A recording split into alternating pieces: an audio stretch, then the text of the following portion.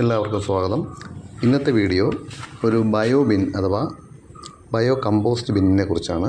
നമുക്ക് നമ്മുടെ വീട്ടിലുണ്ടാകുന്ന എല്ലാ ജൈവ മാലിന്യങ്ങളും നമുക്ക് വീട്ടിലെ ചെടികൾക്ക് വേണ്ട വളമാക്കി മാറ്റാനുള്ള ഒരു സിമ്പിൾ ടെക്നിക്കാണ് ബയോ ബിൻ. ഇത് 3 ലെയറായിട്ടുള്ള 3 ബക്കറ്റ് പോലുള്ള ഒരു ബിന്നാണ്.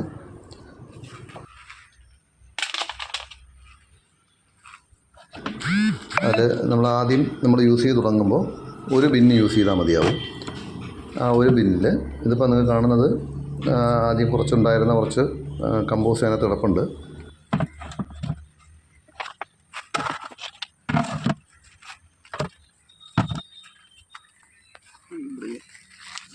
ഇതിൻ്റെ താഴെ അറ്റത്തായി ഒരു ചെറിയ ചാല് പോലൊരു പോർഷനുണ്ട്. അത് നമുക്ക് ഉറുമ്പ് കയറാതിരിക്കാനായി വെള്ളം ഒഴിച്ച് വയ്ക്കാനുള്ളതാണ്. വെള്ളം ഉള്ളതുകൊണ്ട് ഉറുമ്പിന് ഡയറക്റ്റായിട്ട് ബിന്നിലേക്ക് കയറാൻ കഴിയില്ല. വെള്ളം ഒഴിച്ച് വയ്ക്കുമ്പോൾ നമ്മൾ ശ്രദ്ധിക്കേണ്ട ഒരു കാര്യം, ആഴ്ചയിൽ ഒരിക്കലും ആ വെള്ളം ചരിച്ച് കളയാൻ നോക്കണം. അല്ലെങ്കിൽ കൊതുക് പോലുള്ള ജീവികളൊന്നും മുട്ടയിടാനുള്ള സാധ്യതയുണ്ട്.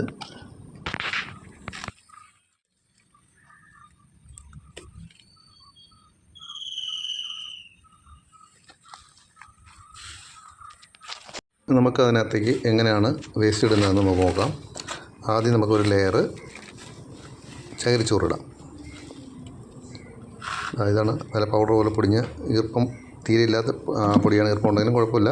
ഈർപ്പമില്ലാത്ത പൊടിയാകുമ്പോൾ നമുക്ക് വിതറിയിടാൻ എളുപ്പമായിരിക്കും.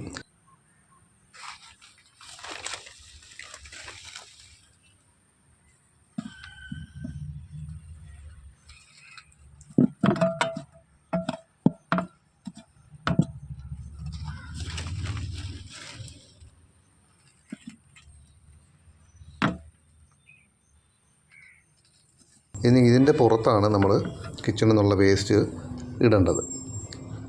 അപ്പോൾ കിച്ചണിൽ നിന്നുള്ള വേസ്റ്റ് കൊണ്ടുവന്നിട്ട് നമുക്കിതിൻ്റെ പുറത്ത് വിതറിയിടുക. അതിനകത്ത് അഴുകുന്ന ടൈപ്പ് എന്ത് വേണമെങ്കിലും ഇടാം. പ്ലാസ്റ്റിക്കോ മുട്ടയുടെ തോട് അങ്ങനെയുള്ള കാര്യങ്ങൾ ഒഴിവാക്കാം.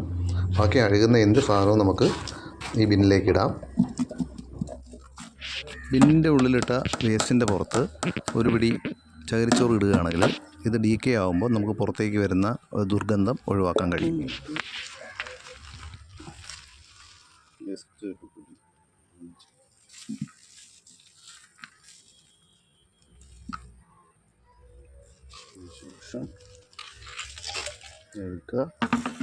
ഇത്രയേ ഉള്ളൂ, വളരെ സിമ്പിളാണ്. ഇതൊരു ബക്കറ്റ് നിറയുമ്പോൾ അടുത്ത ബക്കറ്റ് അതിന് മുകളിലേക്ക് പ്ലേസ് ചെയ്യുക. എന്നിട്ട് അത് ഫില്ല് ചെയ്യുക.